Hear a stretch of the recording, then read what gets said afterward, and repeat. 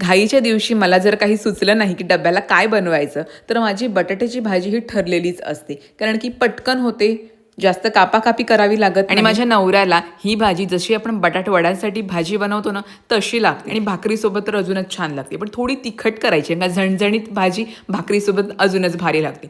मग डबा वगैरे बनवून दिला. आता आमची तयारी चालू आहे आगोटीची म्हणजे पावसाळ्याची तयारी. या दिवसामध्ये मी पापड बनवतो, कुरड्या बनवतो, सुकी मच्छी आणतो विकत, ती कापून तिला उन्हामध्ये चांगलं सुकत घालतो आणि मग डब्यामध्ये भरून ठेवतो. त्याच्यानंतर भाकरीचे तांदूळ धुवून ठेवतो, मसाले भरून ठेवतो, कारण की आता फेब्रुवारी महिना सुद्धा संपायला आलेला आहे. फक्त 2 ते 3च महिने उरलेले आहेत. त्याच्यानंतर ऊन कमी होतं आणि मग पाऊस पडायला सुरुवात होते. आणि मी काय दोघांसाठी चुलीवर जेवण बनवत नाही, पण माझ्या नवऱ्याला चुलीवरचं जेवण खूप जास्त आवडतं. मग घरामध्ये जास्त माणसं आली की चुलीवर जेवण बनवते. आज चिकन आणि भाकरीचा बेत होता आणि तुमच्या बऱ्याच जणांच्या कमेंट असतात, काय नुसती भाकरीच खात असता तुम्ही, चपाती सुद्धा बनवायचं. कारण हे आहे की आमच्या शेतामध्ये आम्ही भात पिकवतो, त्याच्यामुळे भात आणि भाकरी आम्हाला खूप जास्त आवडते चपातीपेक्षा. तर चला मंडळी, चुलीवरचं चिकन आणि भाकरी रेडी आहे. चला मग भेटू नेक्स्ट ब्लॉग मध्ये. चलो बाय बाय.